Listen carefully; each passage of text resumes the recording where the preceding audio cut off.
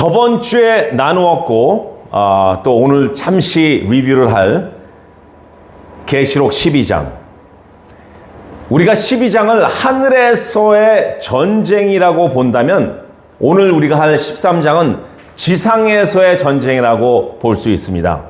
또한 신학자들과 많은 설교자들은 12장을 예수님이 오시기 전 7년 대환난의 전반기로 보기도 하고 13장을 7년 대환난의 후반기로 보는 경우도 있습니다. 물론 상징적인 연수이지만 7년으로 여기는 이유는 다니엘서에 나오는 바로 그 종말전 한 일에 바로 7년을 언급하는 것이고 또 한때, 두때, 반때, 1260일, 42개월, 즉 3년 반이란 단어들이 계시록 전반을 통해서 나오기 때문에 7년을 반으로 나누어서 3년 반, 3년 반으로 나누어 설명하고 있는 것입니다. 12장 4절에 보면은 그 꼬리가 하늘의 별 3분의 1을 끌어다가 3분의 1의 천사를 속여서 반란을 일으키죠. 그러면서 땅에 떨어지니라. 용이 해산하려는 여자 앞에서 그가 해산하면 그 어린아이를 삼키려고 하니 여자가 아들을 낳으니 이는 장차 철장으로 만국을 다스릴 남자라. 그 아이를 하나님 앞과 그 보좌 앞으로 올라가더라. 12장에 하늘에서의 전쟁, 하늘에서 천사들의 반역으로 인하여서 미카엘 천사와 그의 사자로부터 패배한 용은 반역의 졸개들을 데리고 지상, 공중으로 쫓겨났습니다. 그래서 그들이 공중권세 잡은 자들이라고 이렇게 부르죠. 그러면서 이제 막 해산하려는 여인의 갓난아기를 나아지기를 기다리면서 삼키려고 했지만 아이는 하나님 우편으로 올라갑니다. 십자가 사건 이후 부활하신 예수님의 모습이겠죠. 그런데 이 용, 옛뱀, 사단, 마귀들은 끈질깁니다. 이제는 이 땅 가운데 있는 여인을 공격하려 합니다.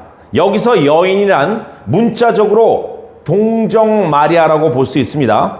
또는 동정 마리아와 똑같은 성정을 가진 우리들, 믿는 사람들이 모인 공동체, 교회를 끝까지 공격한다는 것입니다.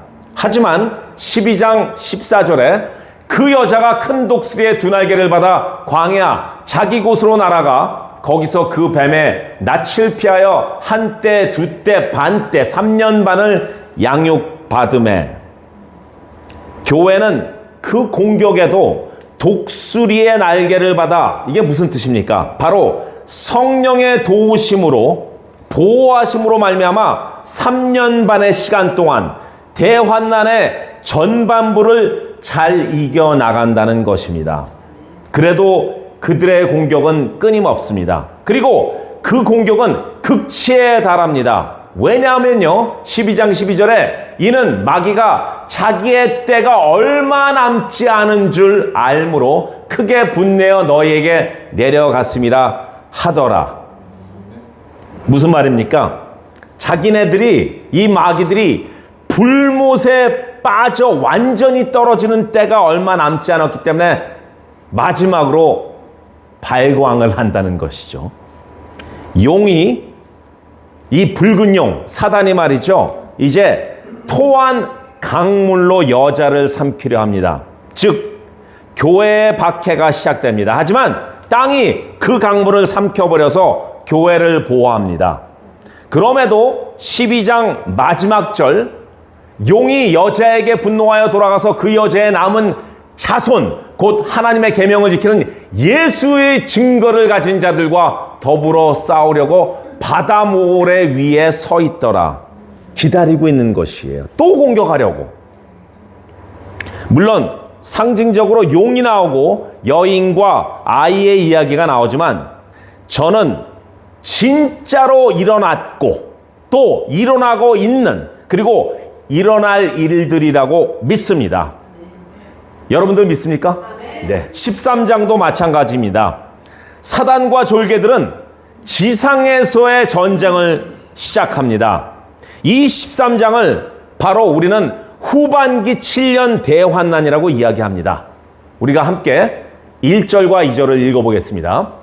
내가 보니 바다에서 한 진슴이 나오는데 뿔이 10이요 머리가 7이라 그 뿔에는 10 왕관이 있고 그 머리들에는 신성모독하는 이름들이 있더라. 내가 본 짐승은 표범과 비슷하고 그 발은 곰의 발 같고 그 입은 사자의 입 같은데 용이 자기의 능력과 보좌와 큰 권세를 그에게 주었더라. 용, 옛뱀, 사단은요 자신의 졸개 중에 두 짐승을 세웁니다. 하나는 물에서 나온 짐승인데 머리가 7이고 뿔이 10개며 그 뿔에는 10 왕관이 있다고 합니다. 그 머리들에는 신성모독하는 이름들이 있습니다. 표범 같고 발은 곰발, 입은 사자입같이 생긴 짐승을 세우고 그 자신의 능력, 보좌, 권세를 줍니다. 이 짐승은 사실 구약의 다니엘서 7장에서 다니엘이 본 짐승과 비슷합니다. 다니엘서 7장의 네 짐승은 바로 네 왕국을 말합니다. 바벨론과 페르시아와 그리스와 로마 등 세계사적으로 아주 중요한 네 강대국을 표상합니다. 역사 속 악의 세력들, 세상의 권세와 하나님의 나라의 대조를 예언적으로 보여주는 것이 아닌가 하고 학자들은 이야기하고 있습니다. 그러니 이 짐승은 열국의 나라들을 이야기하는 것이 아닌가 하는 그런 주장들이 많습니다. 또는 바로 마지막 때의 용, 사단으로부터 모든 능력과 보좌와 권세를 받은 적그리스도로 보기도 합니다. 왜냐고요? 바로 여기 이런 게 있습니다. 그의 머리 하나가 상하여 죽게 된 것 같더니 그 죽게 되었던 상처가 나오매 온 땅이 놀랍게 여겨 짐승을 다루고 머리 하나가 상하여 죽게 된 것 같더니 혹시 여러분들은 이 구절을 읽으시고 갑자기 떠오르는 사건이 있으십니까? 10개의 머리가 있는데 하나가 상했대요. 그런데 그게 낳은 건 아닙니다. 낳는 것처럼 하매. 이 사건이 바로 여기 있습니다. 창세기 3장 15절. 내가 너로 여자와 원수가 되게 하고 내 후손도 여자의 후손과 원수가 되게 하리니 여자의 후손은 내 머리를 상하게 할 것이고 예수 그리스도는 너 사단 머리를 상하게 할 것이고 너는 그의 발꿈치를 상하게 할 것이라 하시고 머리 10개 중 하나가 완전히 박살난 이 사단은요 꼭 상처가 나은 것처럼 나음에 진짜로는 나은 게 아닙니다. 머리가 10개니까 뭐 그중 하나는 완전히 박살났지만 9개는 살아있을 거 아닙니까? 그런데 그 박살낸 머리가 살았다, 죽었다, 부활했다라는 그 거룩한 예수님의 십자가 부활 사건을 넌지시 갖다 붙인 것이라니까요. 그래서 적그리스도라는 것입니다. 그리고 나서 다른 짐승이 이번에는 땅에서 올라옵니다. 조금 아까 그 짐승은 바다에서 올라왔잖아요. 그걸 우리가 적그리스도라 그럽니다. 그런데 이번에 짐승은 땅에서 올라옵니다. 보기에는 어린 양같이 두 뿔이 있는데 말은 용같이 합니다. 머리 뿔이 2개 있어서 굉장히 양같이 조심조심한데 목소리는 강장로님 이렇게 합니다. 어린 양같이 2뿔이 있지만 목소리가 용 같다 그랬잖아요. 그러니까 양의 탈을 쓴 늑대와 같은 의미죠. 그러면서 이 두 번째 짐승은 땅에 사는 자들에게 첫 번째 짐승인 적그리스도에게 경배하게 합니다. 그리고 죽었다 살아난 짐승처럼 그 짐승인 적그리스도를 우상으로 만들라고 지시하기도 합니다. 우상에게 생기를 주어서 우상으로 말하기도 합니다. 그 우상을 경배하지 않는 자들을 다 죽이게 합니다. 그리고 큰 이적들을 행합니다. 불이 하늘로부터 떨어지게 합니다. 꼭 엘리야를 흉내내기도 하고요. 물에서 나온 짐승은 적그리스도요. 땅에서 나온 짐승은 바로 거짓 선지자입니다. 그리고 용이 있죠. 그래서 이거를 뭐라고 부르느냐? 거짓 트리너티, 거짓 삼위일체라고 부릅니다. 666이라고 합니다. 그래서 한때 이 666이란 숫자를 가지고 자신들의 해석을 하시는 분들이 참 많았습니다. 여러분들 기억나시죠? 바코드, 크레딧 카드, 마이크로칩, 디지털 화폐, 또 중병 환자들이 갑자기 쓰러졌을 때 손에 끼는 그 의료 아이디 카드 뭔지 아시죠? 그걸로 스캔해서 이 사람이 무슨 병이 있는구나 알아내는 것. 그런 병력을 알아내는 그런 대체하는 방법들 모두를 짐승의 수기 때문에 받으면 큰일 난다는 이런 티오리를 가지고 나타나신 분들이 참 많습니다. 어떤 사람들은 666의 짐승의 수는 다름 아닌 나치의 히틀러, 나폴레옹, 어떤 사람들은 로널드 레이건이라 그러더라고요. 또 그런 사람들도 있고 특정 역사적인 인물이나 현대 정치가의 이름을 거론하는 사람도 있습니다. 또한 교황으로 보는 사람들도 있습니다. 그중 많은 해석들 중에서 가장 설득력을 가지고 있는 해석이 바로 이것입니다. 유대인들은 말이죠, 게마트리아라는 방법을 사용합니다. 히브리어나 헬라어 알파벳 각각의 숫자 값을 부여해서 단어를 숫자로 환산하는 방식을 쓰는데 이것을 바로 게마트리아라고 부릅니다. 예를 들어서요, 알레프를 1으로 보고요, 그 다음에 bet, 알파벳의 bet, 이것을 2로 보고 그 다음에 기메를 3으로 봅니다. 더 쉬운 예는요, 우리가 이렇게 정하자고요. B를 2로 보고 그 다음에 I를 9으로 보고 이렇게 했더니 2 플러스 9 플러스 10 플러스 10 플러스 21 했더니 52가 나옵니다. 그것은 바로 빌리라는 이름이 나오는 것이에요. 무슨 말인지 아시죠? 이해 가십니까? 우리가 약속을 했을 때 이렇게 그것처럼 히브리어나 헬라어는 각 알파벳마다 숫자로 그것을 여깁니다. 그래서 이것을 보니까 666을 보니까 바로 50 플러스 200 플러스 6 플러스 50 플러스 160, 200 이래서 666이 나오거든요. 이것을 계산해 보니까 바로 네로의 이름이 나옵니다. 그래서 바로 이 666이라는 것은 마이크로칩, 베리칩을 떠나서 문자적으로 봤을 때 히브리 사람들과 헬라 사람들한테 보였을 때 이 사람들은 666을 보면 네로를 얘기하는구나 이렇게 알아차릴 수가 있습니다. 요한이 썼던 그 당시에 로마의 아주 악랄한 왕 이름 도미티아누스죠. 하지만 그 전에 네로 역시 버금가는 미치광이 왕이었습니다. 저는 그렇게 생각합니다. 직접 도미티아누스의 이름을 거론하지 않고 그 전의 왕, 어나더 악인인 네로를 일부러 거론했다고 봅니다. 이 표가 없는 자들은 매매를 못하게 하니 이 표는 짐승의 이름이고 그 이름의 수라, 바로 예수를 믿고 이 왕들을 믿지 않는 사람들은 거래를 못하게 했다라는 그런 경제적인 억압을 이야기한다고 하는 해석이 있습니다.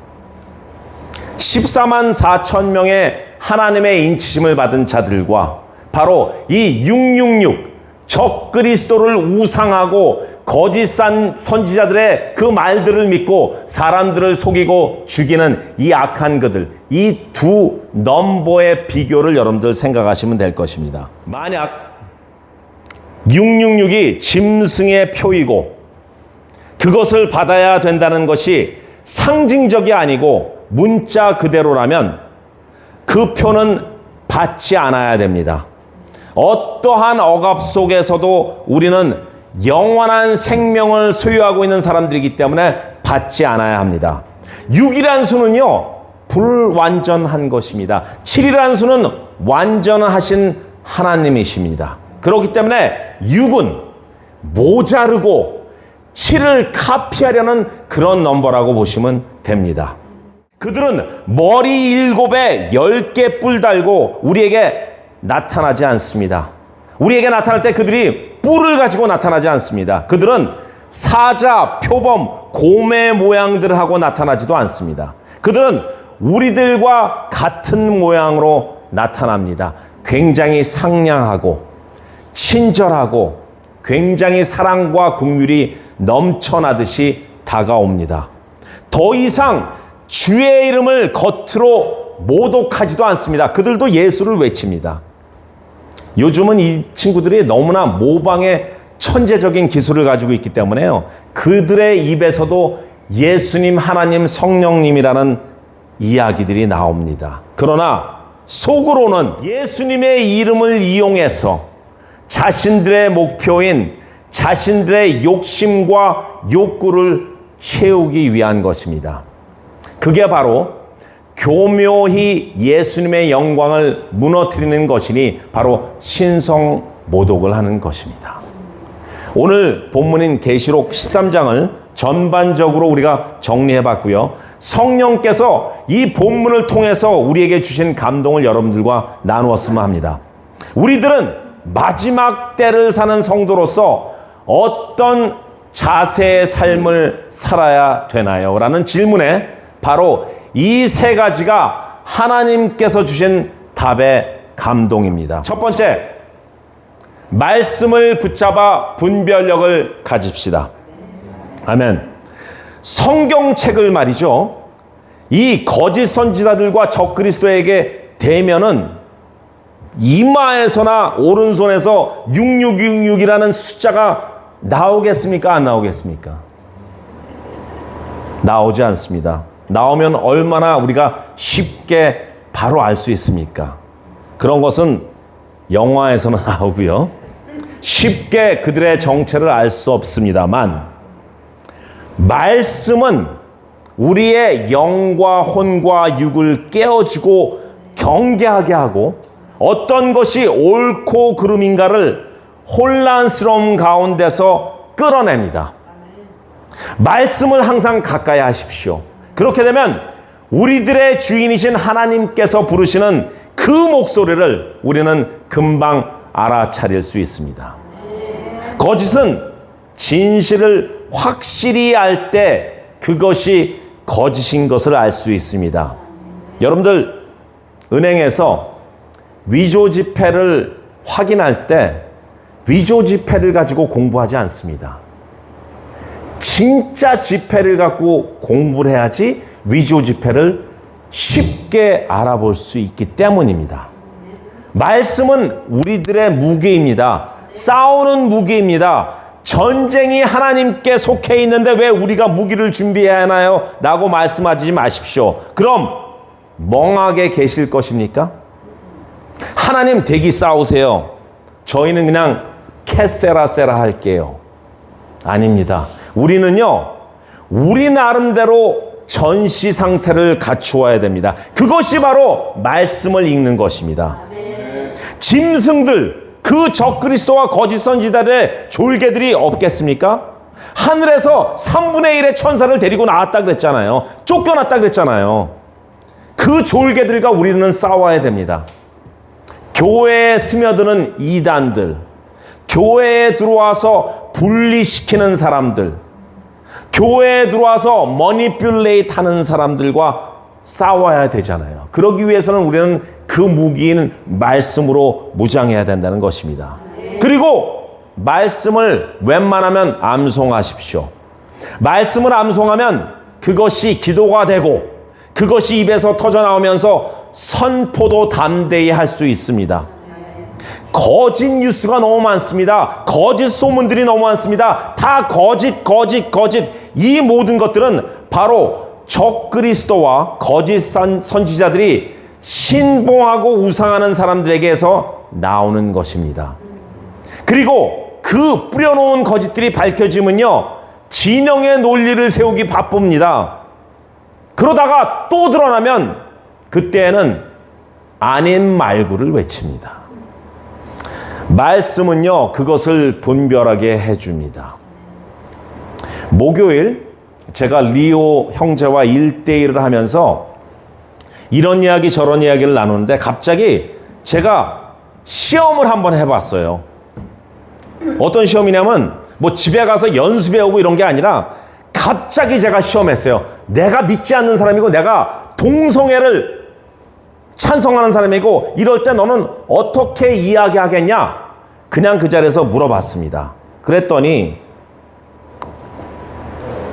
그 자리에서 자기가 외웠던 암송했던 성경 구절을 마구 선포하면서 이게 잘못됐고 저게 잘못됐고 저게 잘못됐고 이렇게 본인의 믿음을 그대로 선포했습니다. 그리고 예수님을 인격적으로 만난 증거를 보여달라고 하니까 그를 영으로 만났지 직접 만나지는 않았다. 그러나 내가 지금 이 자리에서 성경 공부를 하고 있는 이 자체가 바로 예수님을 만났다는 증거라고 담대히 선포하더라고요. 말씀으로 준비되어 있고 말씀을 선포할 준비도 되어 있고 또 말씀으로 살아가려고 무척 노력하고 있습니다. 할렐루야. 두 번째, 믿음을 끝까지 놓지 맙시다. 이것이 바로 마지막 때의 우리들의 자세 두 번째입니다. 좀 죄송하고 여러분들 중에 기분이 언짢으실 이야기 같지만 제가 하겠습니다. 우리가 이런 possibility도 열어놔야 됩니다. 어떤 possibility냐면요, 마지막 때 그 적그리스도와 거짓 선지자들은 대놓고 이상한 궤변들과 이론들을 들이대면서 오히려 대놓고 하나님을 모독하고 예수님을 정면으로 부정하고 믿음의 사람들을 부정하도록 탄압하고 어쩌면 교회로 등록되어 있는 모든 단체들을 문을 닫게 하든지 아니면 리뉴를 못하게 하든지 모든 믿음의 모임들을 할 시 매번 정부의 허락을 받아야 되든지 또는 성경책을 들고 다니지 못하게 하든지 우리가 팍에서 사역하는 거 No way, don't even try in public 이렇게 할지도 모르는 것이고 또 모든 모임과 개인적인 모임에서 예수란 이름이 나올 시 법적 조치를 받는다든지 여러분들 그거 아시죠? 미국에서 왜 국기에 대한 경례 Pledge to the flag Under the God이라는 내용이 나오잖아요. 그래서 이것이 종교의 자유에 위배된다고 해서 더 이상 공립학교에서 이것을 사용 못하게 합니다. 크리스찬 가정의 아이들은 공립학교에 못 갈 수도 있습니다. 어쩌면 집에서 홈스쿨링만 시킬지 모릅니다. 또는 오늘 적그리스도와 그의 졸개들 거짓 선지자들이 지어낸 우상의 거짓말만 믿게 할지 어떻게 우리가 알겠습니까? 꼭 로마의 도미티아누스 때처럼 그런 박해에 못 견뎌서 우리가 진짜 굴을 파고 카타콤 같은데 숨을지 어떻게 합니까? 마지막 때에는 그 악명 높은 네로와 도미티아누스보다 더 악랄하고 악한 적그리스도와 거짓 선지자들이 올지 모릅니다. 마지막 때는 정말 영혼육적으로 많이 공격도 받고 많은 혼란 속에서 헤매일 수도 있습니다.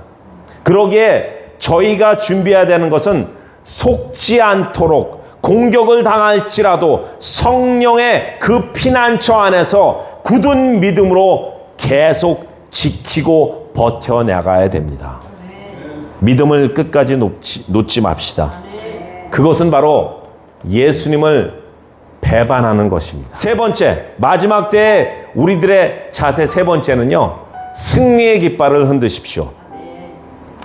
세상 권세가 아무리 크고 강력하다 할지라도 그들은 전 우주를 만드신 하나님 앞에선 패배란 단어밖에 쓸 수 없습니다.